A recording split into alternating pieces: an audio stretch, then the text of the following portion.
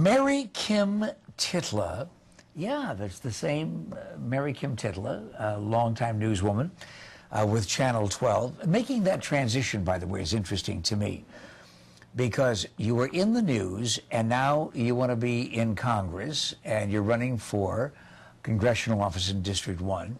Has it really helped, though, besides the familiarity, besides the recognition factor? Do you know more about the world of politics as a result of having been a journalist? And why didn't that create a kind of a jaded attitude? I mean, because you've seen some real loser politicians, too. Well, it's helped me to grow in the sense that, you know, as a journalist, there were certain limitations. I could vote, and I could cover politics, but I couldn't really get involved in the political process outside of that. In other words, I couldn't endorse a candidate. Sure. I really couldn't go out and gather signatures. You weren't even supposed to have opinions on subjects. So I've learned a lot. I've learned that there is a group of people, like the Native Americans, who still feel like they're on the outside looking in.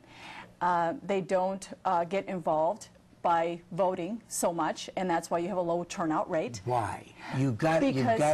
That to me is the big question. When I knew you were coming here, I was thinking, I've got to ask why it is that we now have an African American of mixed blood running for the presidency of the United States and being a very serious contender for that office.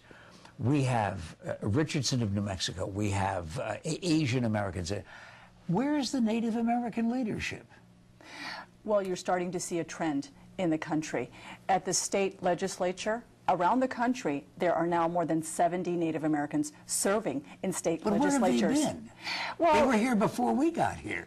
Yes. Or you were here before we got here. They've been involved in a lot of different things. I will say that there have been trailblazers before me. I'm not the first Native American to run for Congress. Sure. There have been other people, including Deborah Norris, who ran for state legislature at the age of 25 and then for Congress at the age of 30. So there were those people who helped pave the way for me. But what I'm saying is you're starting to see a trend. I think that it's because they've been involved so much in trying to build up their own communities. You know, back in San Carlos, there is still upwards of near a 70% unemployment rate. Still busy trying to build infrastructure. But the exciting thing is that you're starting to see this trend. There are now 3 of us who are Native American now running for Congress. Myself, Benny Shendo in New Mexico, and Diane Benson in Alaska. And I think as we move forward, you're going to see more and more Native Americans running for Congress. Why don't they vote? Well, there are a lot of people who do vote. We still need to work on that. A lot of people still feel that they don't have a reason to vote. They see politicians once a year wanting their vote, and they don't see progress. They don't see, because they lived in a depressed economy for so long, they don't see the changes that they want to see. But after the broken treaties and after the broken agreements and after the lies, isn't there still a mistrust of the white man?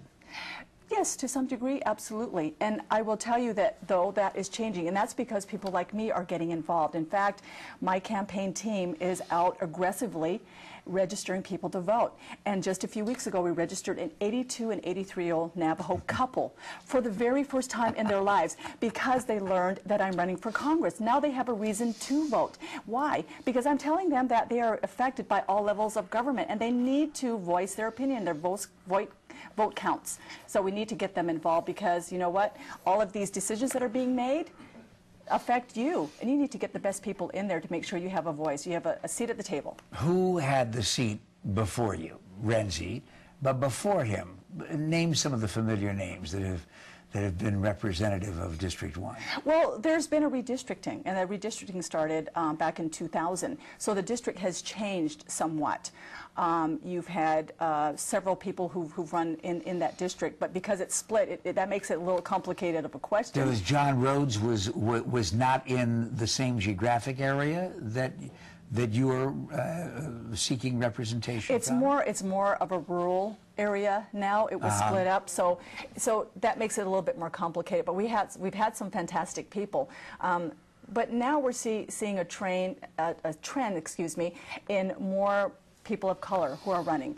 And that's what makes my jumping into the race so significant. I offer something that's different. And what is that? Well, I can relate to people on a level that other candidates cannot. Again, going back to my background, you know, I can relate to Native people on a personal, cultural, and spiritual level. And you talked about, you know, am I just going to be a Native American representative? Well, absolutely not, because the issues are the same.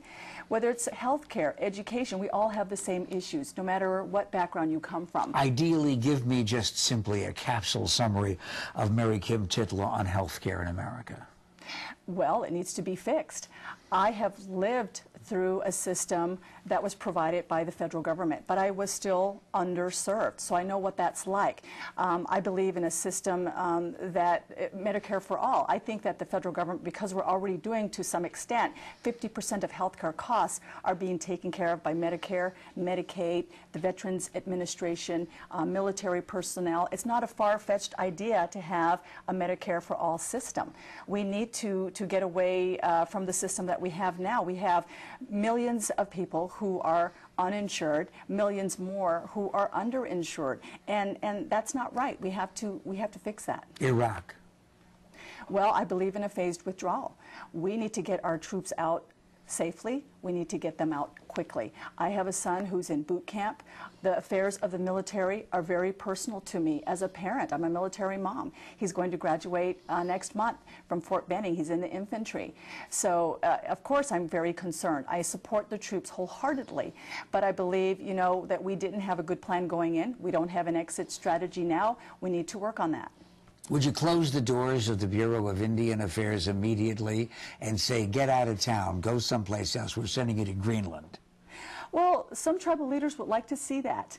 I've had some tribal leaders who've come up to me and said, we need to get rid of the BIA, you know, and I think that we need to look at options. We need to develop a better system, because there is so much that needs to be done in Indian communities that haven't been addressed adequately by the Bureau of Indian Affairs. Some people feel that we need to have a committee on Indian Affairs in the House. We have one in the Senate. So there are many needs, and I think that is something that we need to take a closer look at. Give me 15 seconds, because I'm completely out of time. 15 seconds on Native American gaming. You know, it's a form of economic development. It is a sovereign right of Indian tribes. If they choose to do it, it's simply because they need the revenue to help build the infrastructure that is so desperately needed in their communities. And again, it's a sovereign right. If you win in Congress, if you win the election and you go to Congress, the only thing I ask you to do is to take into consideration among your first interviews when you come back home this show, because I was the only one that was here when the Hohokam left. And so I have a close tie to Native Americans. And by the way, Mary Kim Titla is also going to be on our Native American news, too, with Linda Whitewolf coming up. We'll let you know exactly when. Well, there's no real reason to watch any other channel anyway, particularly considering the fact that if you feel exhausted, Laura Stack has the answer. We'll be talking about sports a little later on, too. This is Pat McMahon.